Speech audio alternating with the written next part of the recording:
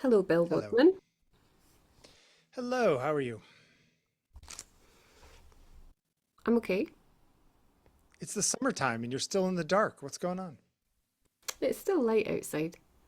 Okay. Lost Muse, we were just chuckling a little bit that this could be the perfect title for us this evening.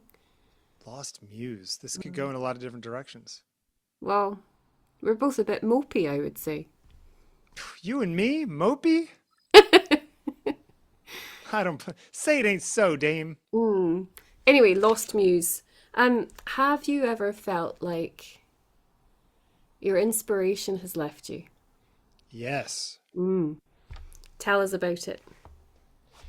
Happens all the time. Not all the time. It happens very often. In fact, mostly I sit around waiting for the muse to show up and she doesn't.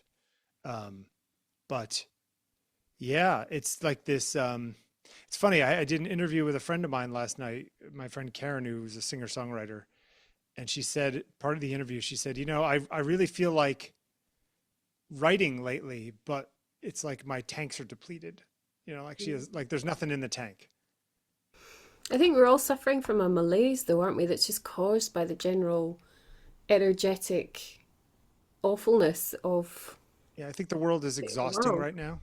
The Yep. world is exhausting, but I also wonder if that is the preserve of the incredibly privileged to say such things. You know, if we were Oh. in a different context, we would just have to get on with what was being chucked at us in a very different way than you and I do in our comfortable apartments, in our nice lives, which was my point earlier before we started recording. Well, I think we do. I mean, we go to work, we get our jobs done. It's not like we're moping around and not getting anything done. When you say muse, generally we're talking about something that's like we're choosing to do, right? As opposed to something we have to do. Hmm. I mean, the title of this could have been other things because really I want to talk about a particular artist who herself has, in lots of ways, been lost to history. Okay. And she was a muse, one could say, to a very famous artist, Wassily Kandinsky. Okay. She also, however, herself experienced the loss of the muse in her work after tragedy. And so I'm not sure which way to approach my own title, and nor am I certain that it's the right title for what we're about to speak to. So this evening, I guess, is unfolding um, in context of Gabriele Münter. I don't know Gabriele Münter. Indeed not. um, she is one of the most significant artists of the early 20th century in the West, and yet so few people will know her name. In part, this is to do with a deliberate campaign by her former lover Kandinsky to essentially erase her from accounts of vital movements, particularly in the German art scene between about sort of 1910 and then 1930.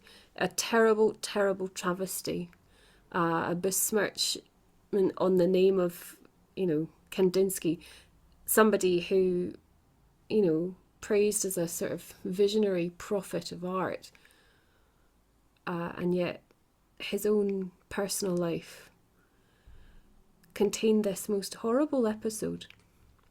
Anyway, Gabriele Münter,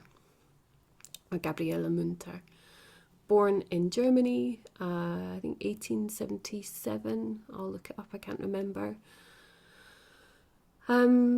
Came from a very affluent family, upper middle class family. She had a lot of money. Her parents died when she was still relatively young, when she was about 21. And she inherited, along with her sister, money that enabled her to live a comfortable life and to do things that perhaps were unusual for other young women at the time.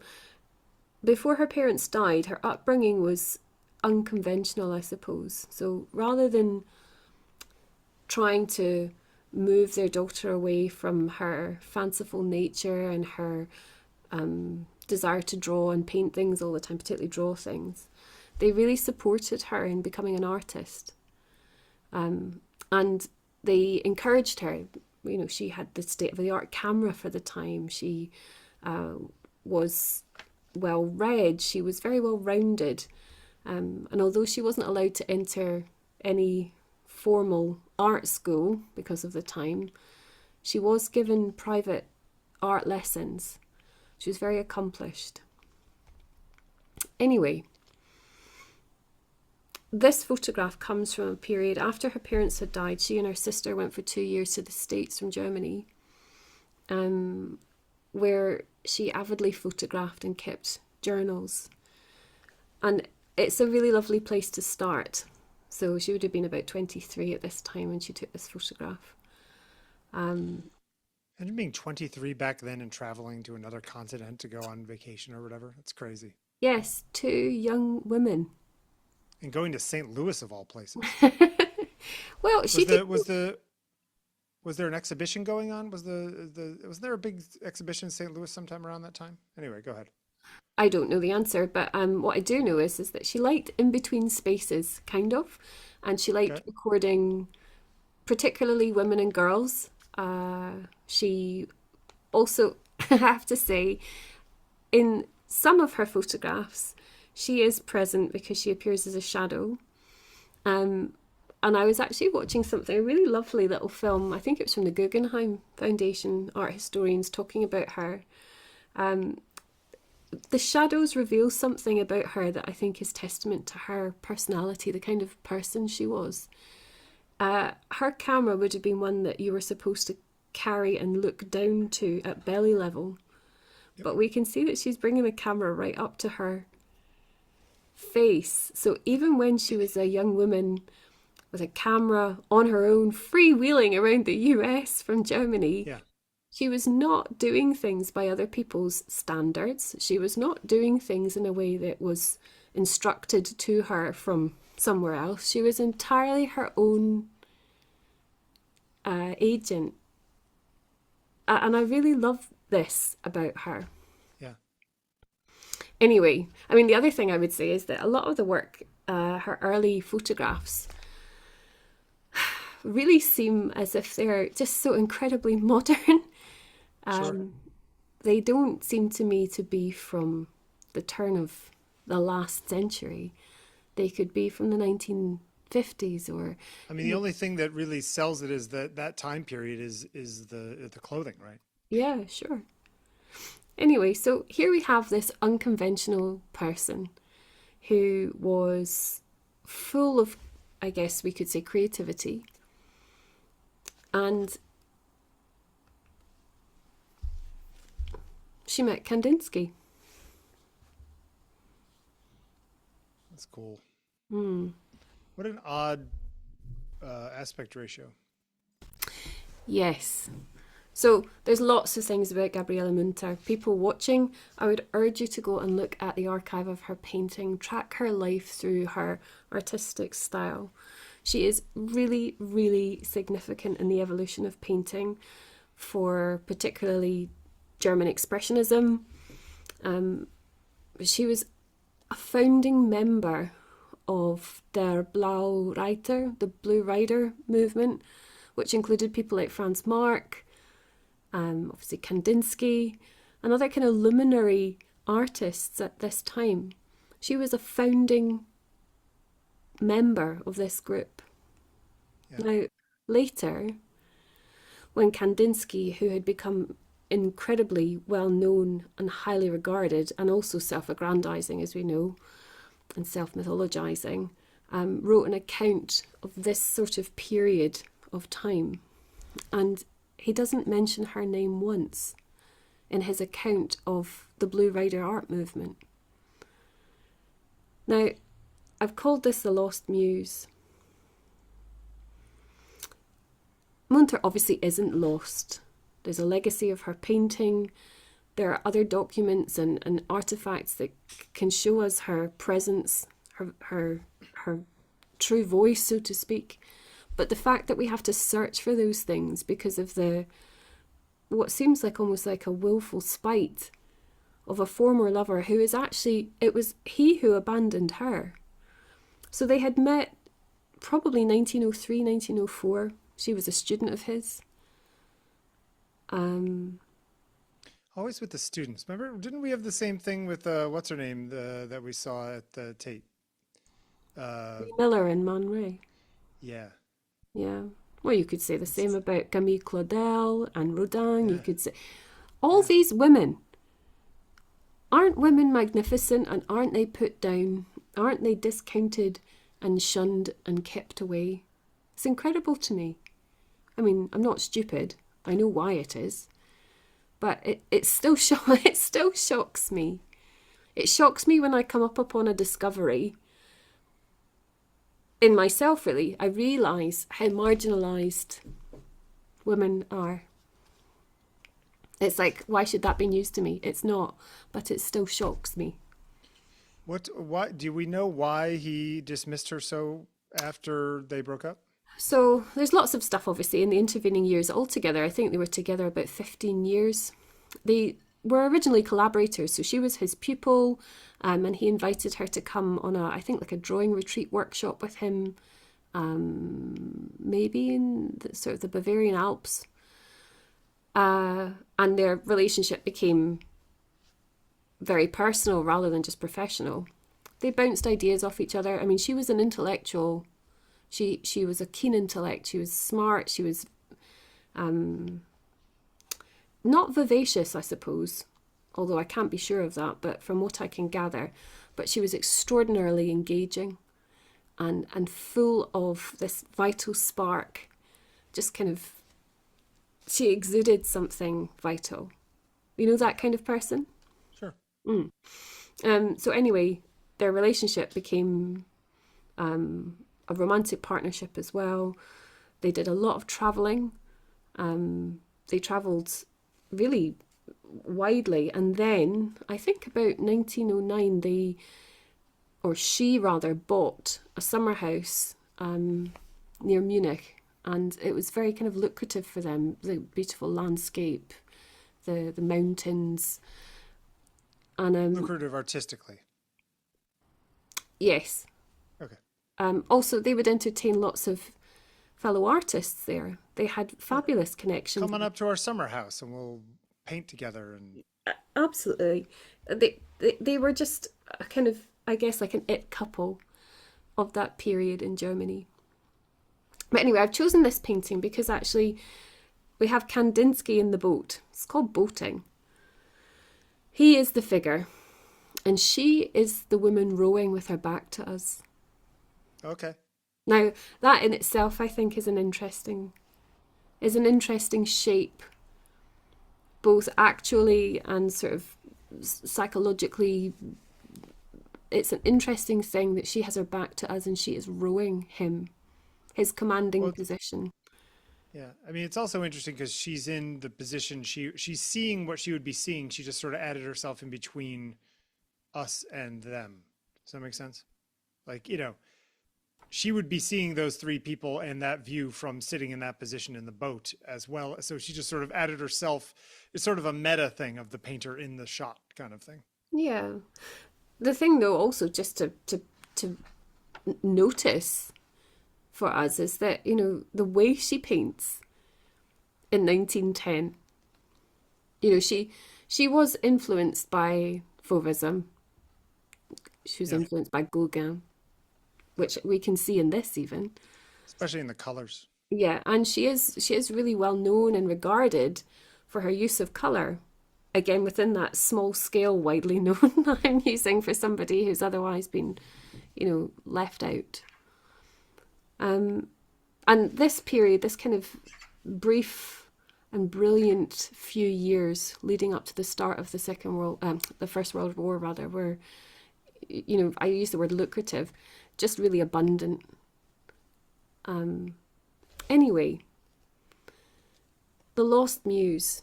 I think both of us understand what it feels like to lose something that's And they dear. both probably lost something. Both of these probably lost something in I can imagine it was something of a sort of running partner situation when they were working, when they were together. Absolutely. And again, I don't know They if you've made ever each other had better. anybody creatively in your life who has been your running partner. I have, yeah. Yeah, I have too, and I lost him, Yep. and I've never regained someone like it. It's hard because I don't think it's the kind of thing you can find, you can search for. I think it's just the kind of thing that comes upon you. Well, it's love. I can't find it. I do have a. It's gone very dark in here. Sorry, I'm trying to see what I wrote. There's this lovely quote from her that she said. I've got it. She said that Kandinsky regarded me as a consciously striving human being, which was a new artistic experience. So she He was being really seen as a human. Got it. he really saw her, and he really saw her as an artist, and that's what's fascinating then about what came to pass later. Is that there was the artistic struggle in both of them, but it seems like his struggle was much more selfish. How do She, we know that? I think, when you look at the kind of corroborating evidence about what he became and how he was when he was eventually in the between sort of the late 20s and the 30s at the Bauhaus before the Nazis shut it down. You can see somebody who was so driven, so kind of cold and calculated in pushing himself forward, and also somebody who really, really relished being the prophet, the visionary, and that was exclusionary. She, from everything I can read about her and find out about her, seemed like an incredibly inclusive person. She helped people. She brought people in. She made connections. She fostered connections. She didn't gatekeep. she, Is that morally better in your mind? yes, Okay. yes, it is. Yeah. There's generosity in it. Okay. It's generosity because creativity is for her to use. But I think fundamentally she seems to understand that creativity doesn't belong to her. Yeah, that's interesting. Do you believe that creativity is an external thing? No, I don't think it's external, but it's almost like the current that runs through everyone, isn't it? Okay. Okay. I mean, in we know that Kandinsky was a theorist as much as he was known as a visual artist. He was an art theorist, and he wrote Yep. widely, and he was very influential, and he is important in the annals of art history, 20th century art history. But he did self-style as a kind of spiritual guru. He was a Sure. member of the Theosophical Society. He knew Leadbeater and Besant and the people that I know through Krishnamurti. Sure. He was, revered, and he courted that. He cultivated that persona. But this was also a time later in the 20s and 30s after this erasure of her. Now, there's no denying that she would have had a fundamental, profound, lasting impact on him, and she was his muse. And so for him to discard her in the way that he did seems not just cruel. I mean, you can imagine, they might have had a terrible argument, or they might, something could have Sure. happened. Yep. But it also seems cruel to the world because he's hidden this extraordinary person in plain sight. And what's worse still, Bill, and I find this utterly astonishing, is a lot of those people who knew him and who supported him and who encouraged him further knew her, and yet they did nothing to assist her in creating her own name as legacy. I'm going to come back to that in a minute, because I just want to mention, she didn't die and go away. She wasn't Sure. a weak-willed woman, but she was crushed. So on the outset of the First World War, he trotted off back to Russia. and he essentially abandoned her. So without a word of warning, he just buggered off back to Russia, and he, I think, never contacted her again. Yeah, I wonder. I got to read more about Kandinsky's entrance into the Russian Civil War and all the rest of it because I don't know enough about it. Well, Um, I mean, I'm painting a bleak picture of a man who is really celebrated, sure.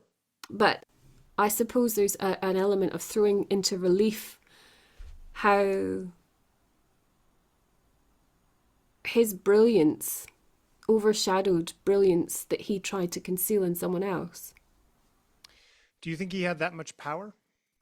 I think later he did, when he could have helped her. No, that makes him seem like a savior, which I really don't want to do for him. It's a real fine line there, right? Yes, it is, and I think you can tell this really rattles me. Yeah. He went to Russia. He didn't contact her again. You know, you can imagine him trotting off down the hillside outside Munich in their lovely home, saying, "See you later." Just going back to Russia for a while. Sure. Nothing. Anyway, so that was in 1914, obviously. In 1916, there had been lots of tension, obviously, because of this, and their relationship became officially over in the eyes of the world.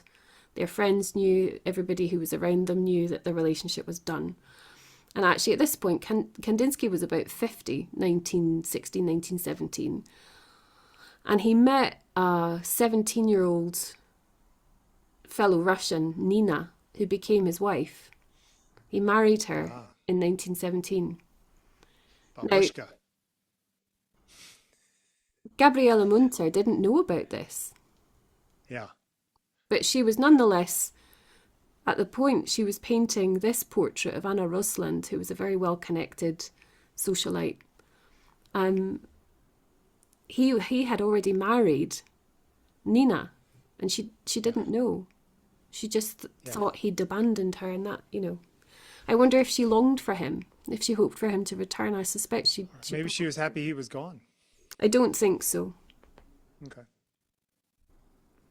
I think the loss of the Muse in this case was devastating. And actually, she painted this because she went to Denmark and stayed with this woman. So in your mind, she was his muse and he hers. Yes. And he abandoned her. And so there's kind of many ways we could look at the title, because her kind of creative sparring partner just disappeared. Sure. And with him, she wasn't abandoned by the art world because she had lots of close relationships with other artists. She was widely known. But it does seem, from what I can deduce, that there was just emptiness for her. Does a muse have a responsibility towards an artist? That's a very good question. No. Okay. Well, it can't just be no and then that's it. I've just said, it's a, is there a responsibility there? Is there I mean, in this case, it's more complicated because they were actually in a relationship. Yes. Let's assume for the moment that they were just, people who knew each other, who they painted each other from time to time or whatever, friends. I do think there's a bittersweet element of having a muse that leaves you, which could be still quite creatively stimulating. I mean, how many love songs and odes and painting. It's hard to write happy songs. It's easy to write sad songs. Sure. So I think the loss of the muse in some senses, and for a lot of artists, is actually a very productive thing. Yep. In her case, she stopped. Maybe he did her a favor. No, she stopped painting. Okay. Stopped painting. Certainly, I mean, she didn't stop painting altogether, but serious painting that, is going to sort of set the world on fire, stopped. Do we know it's because of him or their relationship or her pain from that? Well, yes. Okay. I urge people, please go and find out about this I'm gonna painter. go. I'm going to go read. Um, Do you know when and she died? yes, she died in 1962, I think. So she lived to be an old lady, and she did come back to painting. So her career wasn't over. But there's other stuff that I find so fascinating about her. So she painted this of Anna Rosland, another very well-connected, wealthy socialite woman. Her sister was married to, I can't remember the artist's name, some other very famous German artist. So they were all enmeshed in that way. Kandinsky fucked off back to Russia, so he was in that way out the picture, and had married Nina, who was much, much younger than he was. And by all accounts, As was she. Wasn't she also quite younger than he was? she was younger, Munter? but not in the same Okay. way. I mean, Kandinsky died in 1944. By that point, he and Nina had lived in France. He'd become a French citizen. He had suffered hardship. There's accounts from Nina about, their hardship, their starvation, Sure. when they were I still mean, in the Russia. the World War One, the Spanish flu, the Russian Civil War. Lots of Yes, stuff went on in the middle there. and Yeah. they lost their only child as well. Yeah. When he was, I think, 3. I Yeah. mean, it's heartbreaking when you look back through history, this tunnel that we go into to look back through time, and a person's life is compressed, and you can see laid bare the facts of their suffering. Yeah. It's breathtaking. I think you and I have spoken before. If you could see in front of you and the compressed future of all your suffering, you wouldn't want to go on.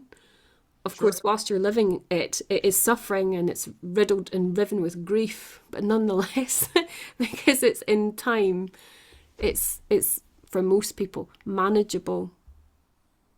Yeah. I mean, I was watching a documentary yesterday about the Gilded Age and in the Depression in 1893 in America. Like 40% of people didn't have jobs.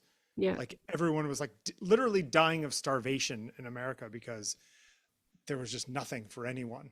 mm, And like we just think, oh, somebody lived from 1870 to 1937. And it's just like, so they were 20 years old when that happened, yeah. like, the things that these people saw. Yeah, we just assume that the specifics of their biography belie the circumstances to which they lived through. And doesn't that give us an amazing position? When we're looking at these lives, there's actually happily now a lot more information available about Munter. And there's some very sensitive and wonderful curators and art historians who are doing lots of work to try and right the wrongs done by her, Yeah.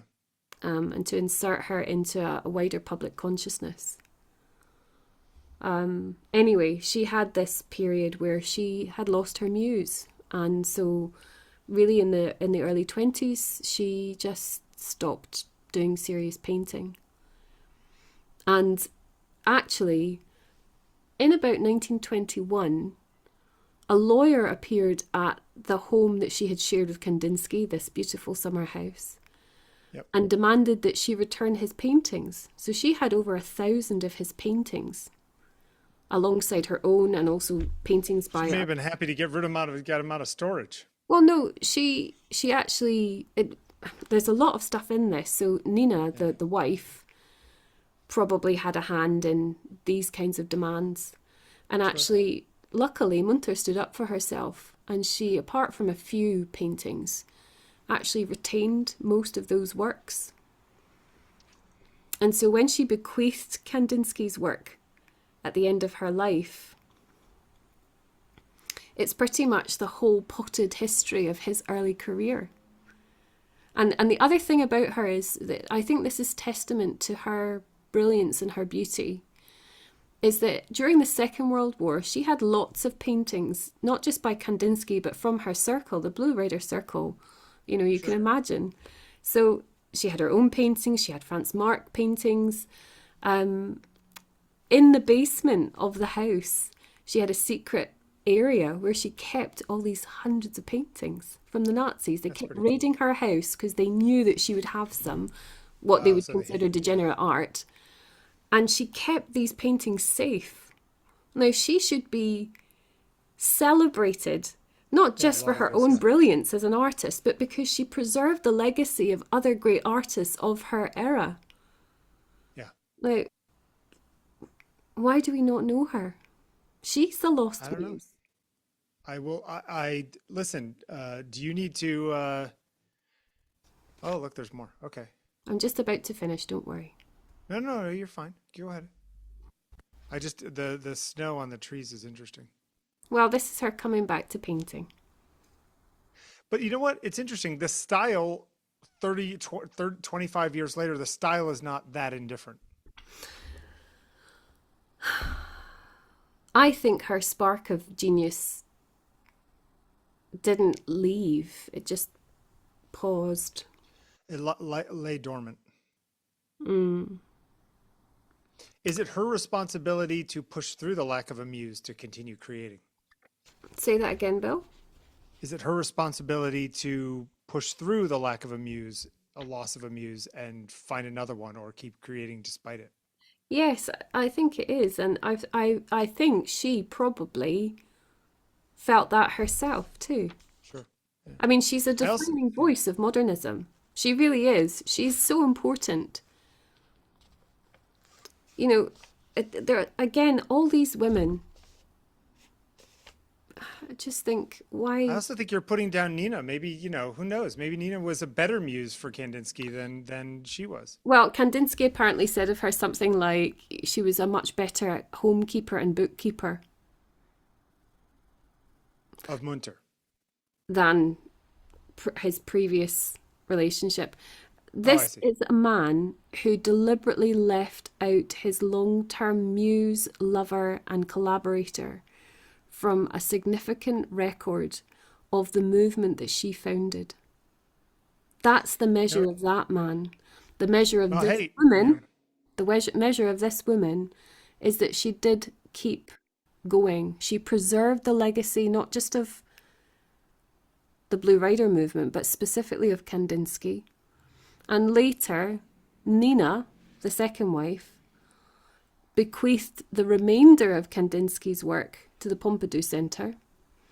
But I just want to mention something, and it sounds catty, but I can't help myself. When Nina died in 1980, yeah, only 14 people went to her funeral.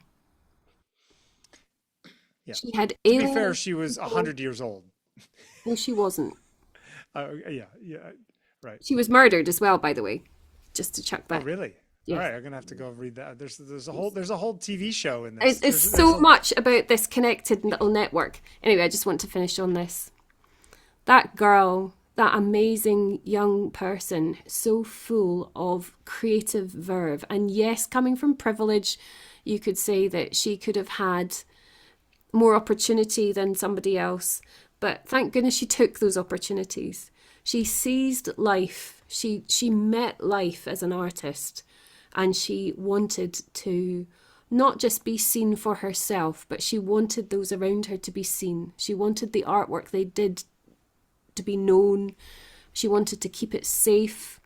She wanted to preserve it. She kept it safe from the Nazis, as I said, but she also, before that, just simply was so careful and conscientious with the paintings of a generation. And these are the photographs again from her trip in the States at the turn of the last century. She is so somebody. interesting too. She's shooting with like a Kodak box camera, similar to the one that I have Yeah, up on but the she should have shelf been here. down there. She was up here. She was just. Yeah, yeah. I think these photographs are beautiful because she's in them, and I love Yeah. that she's there. And isn't that the way we should see her now? That she is present in the pictures.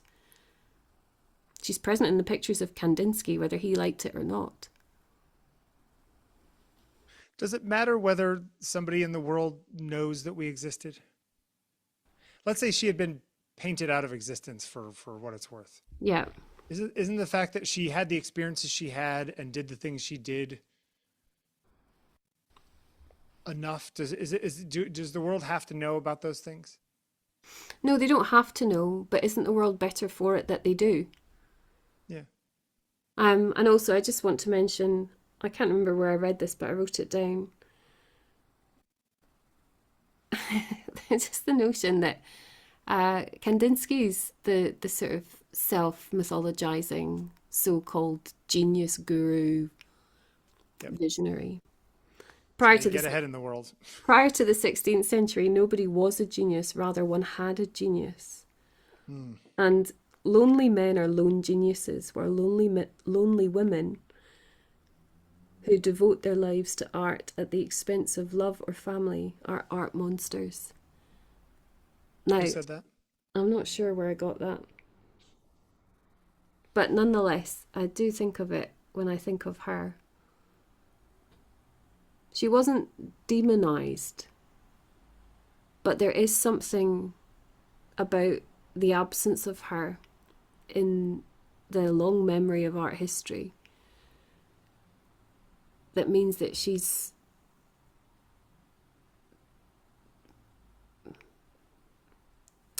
discarded. But she's back, so she's temporarily forgotten. Yeah, she's back. She's on Speaking of Seeing, darn it. There is actually, thankfully, as I said, quite a lot of movement now around her, about her. I actually think there was an exhibition at the Guggenheim at the start of the year about her. I am going to go read on the train on my way to my next appointment. And just before I leave you, Bill, I know that you are rushing off. There is a fantastic article about her and about this notion of being the lost muse in Paris Review. Okay, I will look it up. And anyway, if we could shout her name out, I would. You have for the last 40 minutes. Sorry, couldn't help myself. No. I'm fine. I'm just saying that like you're doing a good job. When female artists stop being seen as muses, got it. Thanks, Bill. Thank you. 2018. Okay, I will go read that.